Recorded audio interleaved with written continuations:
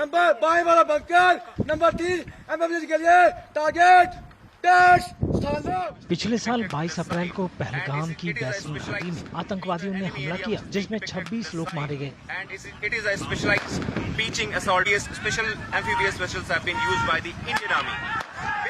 इसके बाद सीमा पार आतंकी ढांचे को तबाह करने और जवाब देने के मकसद से ऑपरेशन सिंदूर के तहत संयुक्त कार्रवाई की गई।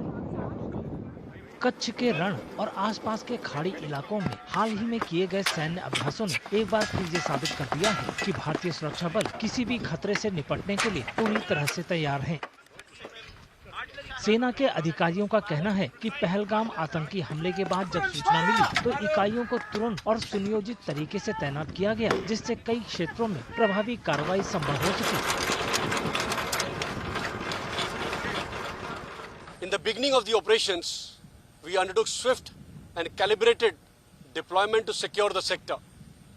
Our deployment was deliberately balanced, thereby ensuring a strong defensive grid, meanwhile maintaining or retaining offensive capability, so that if any offensive operations are required to be undertaken, it can be undertaken at a short notice. So when the call for Operation Sindoor came, the unit acted immediately, carried out swift mobilization and secured the vital areas of Rajasthan and Kutch sector.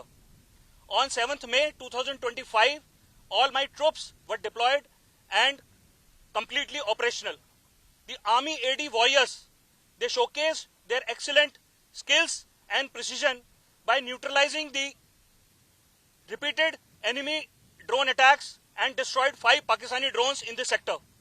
This showcased sky-high morale and courage of AD warriors in the face of enemy and excellent coordination with other agencies. Operation Sindoor के दौरान सेना को एक नए खतरे का भी सामना करना पड़ा, जिसमें निगरानी और हमले के लिए तैनात दुश्मन के ड्रोन शामिल थे।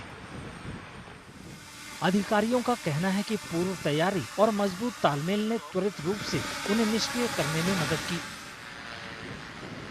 सेना के अधिकारियों के अनुसार दुनिया भर के संघर्षों से सबक लेकर एक स्तरीय रक्षा प्रणाली स्थापित की गई थी, जिससे ड्रोन जैसे हवाई खतरों का शीघ्र पता लगाना और उन्हें रोकना संभव हो गया।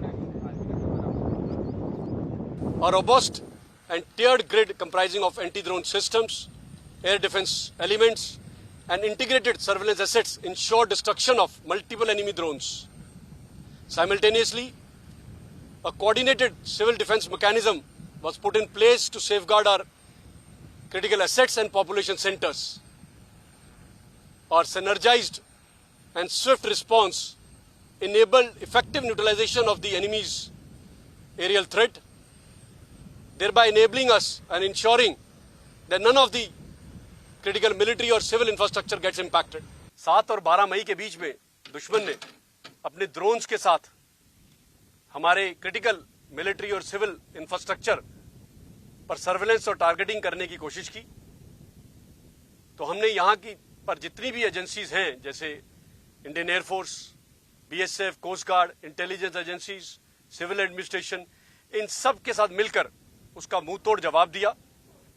एक रोबस्ट और मल्टी टियर ग्रिड बनाया, जिसके अंदर anti drone systems, army air defence के दस्ते, इंटीग्रेटेड सर्वेलेंस एसेट्स के दस्ते शामिल थे और इन सब ने मिलकर दुश्मन के सभी ड्रोन्स को बर्बाद किया। जमीन पर मई की भीषण गर्मी समेत बेहद कठिन परिस्थितियों के बावजूद जवान पूरी तरह सतर्क रहे। उन्होंने ये सुनिश्चित किया कि उपकरण सुचारू रूप से काम करते रहें और सुरक्षा बरकरार रहे। सेना के जवानों ने ऑपरेशन सिंदूर के दौरान ड्रोन के खतरों को तेजी से नाकाम करने के बारे में भी बताया और अपनी निशानेबाजी का प्रदर्शन किया। उन्होंने कहा कि दुश्मन के ड्रोनों को गिराने से सैनिकों का मनोबल बढ़ा। अपने निर्धारित कर्तव्य को निभाते समय मैंने दुश्मन के एक ड्रोन को क्रिटिकल इंफ्रास्ट्रक्चर की ओर आते हुए देखा।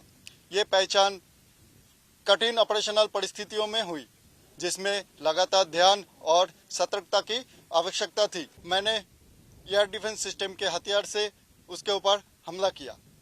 खुद के सुरक्षा के लिए कवर लेने के बजाय मैंने कम्बैट व्हीकल पर चढ़कर खुले में रहकर ही हमला जारी रखा। इस खतरे को सक्सेसफुली न्यूट्रलाइज करने से हमने एक विनाशकारी अंजामों से रोका गया, जिसमें जानहानि भी शामिल थी। 7 तारीख को भारतीय सशस्त्र सेनाओं ने पाकिस्तान के आतंकी ठिकानों को बर्बाद कर दिया, जिससे हमारा सेक्शन और ज्यादा सतर्क हो गया और जवानों को आगाह किया कि दुश्मन कोई भी हरकत कर सकता है। दुश्मन ने 8 मई को ड्रोन से हमला कर हमारे बैटल पॉइंट को बर्बाद करने की कोशिश किया, जिससे हमारे सतर्क जवानों ने बहुत कम समय में दुश्मन के ड्रोन को मार गिराया। दुश्मन ने 10 मई को दोबारा एक गलती को दोहराया, ड्रोन से हमला कर बैटल पॉइंट को बर्बाद करने की कोशिश किया। सतर्क जवानों ने दुश्मन के ड्रोन को मिनिमम अम्यूनिशन के साथ और बहुत कम समय में ड्रोन को मार गिराया। दुश्मन के ड्रोन को गिरता देख सेक्शन के सभी जवानों में काफी उत्साह और साहस देखने को मिला। इस तैयारी में आधुनिकीकरण ने अहम भूमिका निभाई है, जहां समर्पित ड्रोन प्रशिक्षण केंद्रों के माध्यम से सिमुलेशन और वास्तविक परिस्थितियों दोनों में व्यापक प्रशिक्षण संभव हो पाया है। ऑपरेशन सिंदूर में शामिल लोगों का कहना है कि दुश्मन की गतिविधियों पर नजर रखने और दुर्गम इलाकों में निगरानी करने में ड्रोन बेहद अहम साबित हुए। ऑपरेशन सिंदूर में मैंने ड्रोन ऑपरेटर के रूप में काम किया। हमारे ऑपरेशन एरिया में तैनात होने के बाद हमने देखा कि दुश्मन की तरफ से लगभग हर दिन ड्रोन घुसपैठ हो रही थी। दुश्मन के ठिकानों का पता लगाने के लिए मैं एक ड्रोन टुकड़ी का हिस्सा था, जिसको मैंने भली भांति निभाया। तेज हवा ने मिशन को महत्वपूर्ण समय में ड्रोन फ्लाई कंट्रोल और स्टेबिलिटी के लिए काफ़ी मुश्किल बना दिया। दुश्मन की नज़र और स्वाभाविक कार्रवाई के खतरे में यह काम किया जा रहा था। मैंने सफलता से ड्रोन उड़ाकर दुश्मन की लोकेशन और उनकी खबर को हासिल किया, जिससे मेरी यूनिट और फॉर्मेशन को इंट मिली। जो इंट मिली उसे तुरंत हाई हेडक्वार्टर में पहुंचा दिया गया। यह मिशन बहुत ही सफल रहा। सेना के अधिकारियों का कहना है कि ऑपरेशन सिंदूर बड़े पैमाने पर ड्रोन हमले समेत भारत की किसी भी खतरे का मुकाबला करने की क्षमता को दिखाता है। Operation Sindoor highlights the grit and resolve of Indian Army and also proves that no matter how the threat evolves, our response will be precise, resolve will be firm and nation's skies shall remain sovereign. जय हिंद।